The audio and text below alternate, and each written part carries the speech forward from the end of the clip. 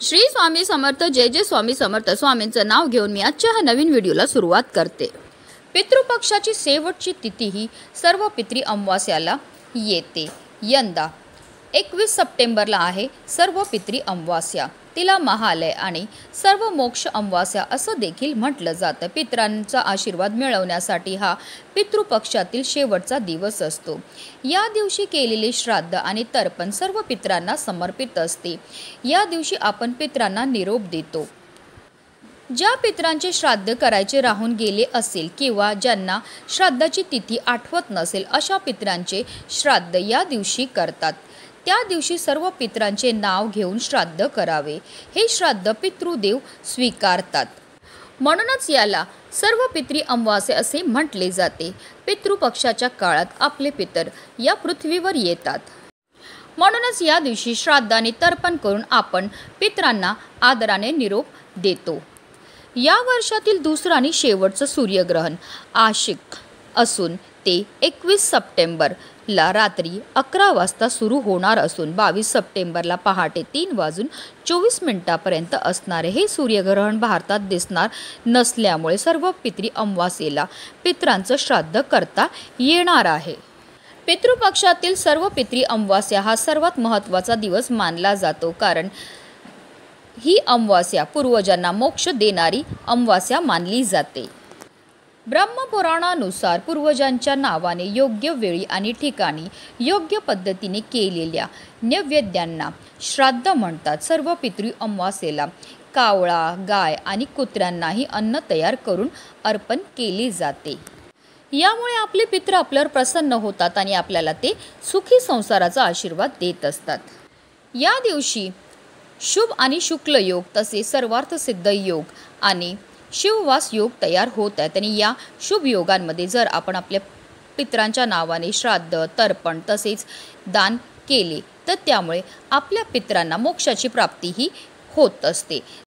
धार्मिक दृष्टीने हा दिवस अतिशय महत्त्वाचा असल्यामुळे या दिवशी प्रभावी उपायांनी सेवा देखील केल्या जातात आणि म्हणूनच सर्व पितृ अमावास्येच्या दिवशी तुम्ही काही नाही केलं तरीही चालेल, पण कुत्र्याला खाऊ घाला ही एक वस्तू। ही वस्तू खायला दिल्यामुळे आपल्या जीवनामध्ये असणारा प्रखरातला प्रकार पितृदोष, ग्रहदोष, शत्रुपीडा तर नष्ट होणारच आहे, पण आपलं 7 पिढ्यांचं दारिद्र्य नष्ट होऊन आपले पितृ आपल्यावर प्रसन्न होणार आहेत आणि आपल्याला ते सुखी संसाराचा आशीर्वाद देणार। तर ती कोणती वस्तू खायला द्यायची आहे, कोणत्या वेळेत खायला द्यायची त्याबद्दल सविस्तर आणि महत्त्वाची अशी माहिती मी तुम्हाला या व्हिडिओमध्ये देणार आहे। तर व्हिडिओ पूर्ण पहा आणि जर तुम्ही माझ्या चॅनलवर नवीन असतील तर चॅनलला सबस्क्राईब करा आणि शेजारी बेल आयकॉन सुद्धा प्रेस करा, जेणेकरून तुम्हाला माझ्या नवनवीन व्हिडिओचं नोटिफिकेशन हे मिळत राहील आणि तुम्ही एक पण व्हिडिओ मिस करणार नाही। आणि कमेंटमध्ये ओम पितृदेवाय नमः लिहायला विसरू नका। सर्व पितृ अमावास्येला स्नान आणि दान करण्याला मोठे महत्त्व आहे, कारण या दिवशी सर्व पूर्वजांना तर्पण व श्राद्ध करून प्रसन्न केले जाते, ज्यामुळे त्यांचे आशीर्वाद मिळतात आणि पितृदोष दूर होतो। पितृपक्षाच्या काळात सर्व पूर्वज पृथ्वीवर राहतात आणि त्यांची मुले त्यांच्यासाठी श्राद्ध, नैवेद्य किंवा पिंडदान इत्यादी करतील अशी त्यांची अपेक्षा असते। यापैकी काही केल्याने ते तृप्त होतात आणि आशीर्वाद देऊन परत जातात। जे लोक आपल्या पूर्वजांना संतुष्ट करत नाही त्यांना शाप मिळतो असे मानले जाते, ज्यामुळे त्यांच्या जीवनात अनेक प्रकारच्या समस्या निर्माण होतात। हिंदू धर्मग्रंथानुसार पूर्वजांच्या सदोष कर्माची फळं त्यांच्या वंशजांना भोगावी लागतात, यालाच आपण पितृदोष म्हणतात। ज्योतिषशास्त्रात आपल्या जीवनात अनेक प्रकारचे दोष असतात, त्यापैकी एक म्हणजे पितृदोष। ज्या व्यक्तींच्या पूर्वज सुखी नसतात त्यांच्या कुंडलीत हा दोष तयार होतो। दरवर्षी येणाऱ्या पितृपक्षात पितरांचे श्राद्ध न केल्याने, श्राद्धविधीत भाग न घेतल्याने आणि पितरांच्या आत्म्याच्या शांतीसाठी पूजा न केल्याने हा दोष प्रबळ होतो आणि सर्व प्रकारच्या समस्या जीवनात निर्माण होतात। या दोषामुळे कुटुंबात अस्वस्थता, प्रगतीत अडथळे, अचानक आजारपण, संकट, संपत्तीची कमतरता, सर्व सुखसोयी असूनही मनातील असंतोष इत्यादी अडचणी निर्माण होतात। त्याचबरोबर आपल्या मुलांच्या विवाह जुळण्यामध्ये समस्या येतात, संतान प्राप्तीमध्ये समस्या ह्या निर्माण व्हायला लागतात आणि म्हणूनच सर्व पितृ अमावास्येच्या दिवशी आपल्याला आपल्या पितरांना प्रसन्न करण्याकरता काही प्रभावी सेवा आणि उपाय देखील करायचे आहेत। असं म्हटलं जातं की पितृपक्षामध्ये आपले पितृ मृत्यू लोकातून या भूतलावर येतात. ते कावळा, कुत्रा, गाय या रूपामध्ये असतात आणि ते आपल्याला पाहत असतात की आपण त्यांच्याकरता कोणते दान किंवा कोणत्या सेवा ह्या करत आहेत. कुत्रा हे कालभैरवांची स्वारी आहे आणि कालभैरव हे महादेवांचे 5वे उग्र स्वरूप मानले जाते. हा आहे चातुर्मास आणि चातुर्मासामध्ये महादेवांच्या पूजेला विशेष महत्त्व आहे. म्हणूनच ही कुत्र्याची सेवा केल्यामुळे आपल्याला कालभैरव प्रसन्न होतात आणि जर आपल्यावर कालभैरव प्रसन्न झाले तर आपल्या जीवनामध्ये असणारी जी संकट आहेत, विघ्न आहेत, दोष आहेत ते दूर होतात, पण आपल्याला कधीही अकाल मृत्यूचं भय सुद्धा राहत नाही. कुत्रा हा केतू ग्रहाशी संबंधित आहे. तसेच शनी महाराज हे महादेवांना आपला गुरु मानतात. म्हणून ही कुत्र्याची सेवा केल्यामुळे आपल्यावर शनी महाराजांची सुद्धा विशेष कृपा ही होत असते.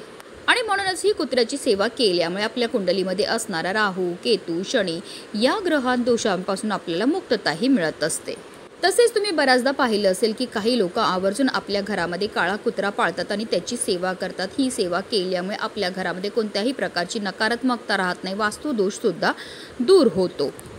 आणि म्हणूनच सर्व पितृ अमावस्येच्या दिवशी आवर्जून आपल्याला आपल्या पितरांना प्रसन्न करण्याकरता ही कुत्र्याची सेवा ही करायची. याकरता आपल्याला सर्व पितृ अमावस्येच्या दिवशी सकाळी ब्रह्ममुहूर्तावर उठायचं, आंघोळीच्या पाण्यामध्ये गंगाजल तसेच काळे तीळ टाकून आपल्याला स्नान करायचं आहे आणि स्वच्छ वस्त्र परिधान करायचे. फक्त चुकूनही या दिवशी आपल्याला काळ्या रंगाचे वस्त्र हे परिधान करायचे नाही आहेत.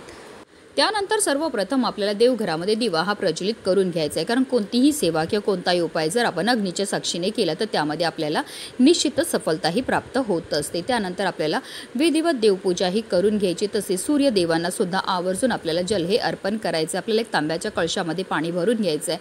त्या पाण्यामध्ये आपल्याला थोडंसं गंगाजल टाकायचं आहे आणि थोडेसे काळे तीळ टाकायचे आणि असं हे जल जे आहे ते आपल्याला ओम सूर्यदेवाय नमः, ओम आदित्याय नमः या मंत्राचा जप करत अर्पण करायचं. असं हे जल देवांना अर्पण केल्यामुळे आपल्या पितरांना मोक्षाची प्राप्तीही होत असते. तसेच सर्व पितृ अमावस्येच्या दिवशी आवर्जून आपल्याला आपल्या सर्व पितरांच्या नावाने एक पान हे तयार करायचं. या पानामध्ये त्यांना प्रिय असणाऱ्या सर्व वस्तूंचा आपल्याला समावेश हा करायचा आहे. त्याचबरोबर या दिवशी कावळा, कुत्रा आणि गाय यांना घास ठेवण्याकरता सुद्धा विशेष महत्त्व हे दिलं जातं. तर आपल्याला काय करायचं, घरामध्ये जी सगळ्यात शेवटची चपाती आपण बनवणार ती आपल्याला कुत्र्याकरता तयार करायची. आपल्याला कणिक मळायचे, मळताना त्यामध्ये आपल्याला थोडेसे काळे तीळ टाकायचे.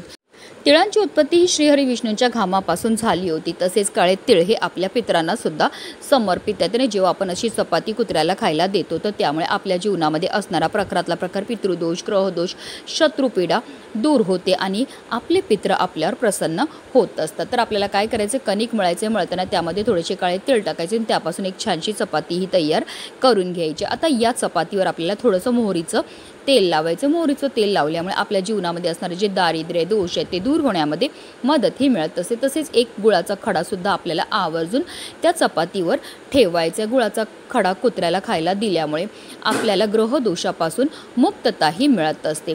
आता अशी ही गोड चपाती घेऊन जायचं आपल्याला काळ्या कुत्र्याकडे.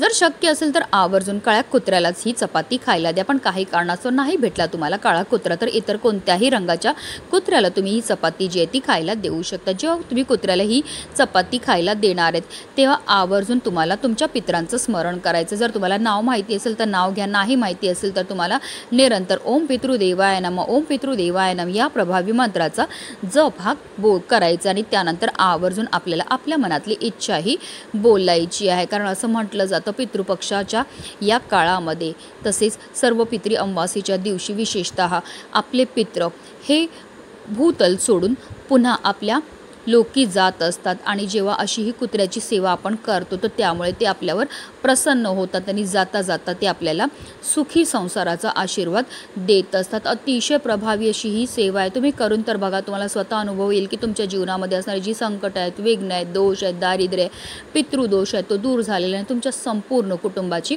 भरभरून अशी प्रगती व्हायला लागलेली आहे. म्हणूनच व्हिडिओ जास्तीत जास्त लोकांपर्यंत शेअर करा जेणेकरून प्रत्येकाकडनं ही सेवा झाली पाहिजे हीच मनामध्ये इच्छा. श्री स्वामी समर्थ. जय जय स्वामी समर्थ.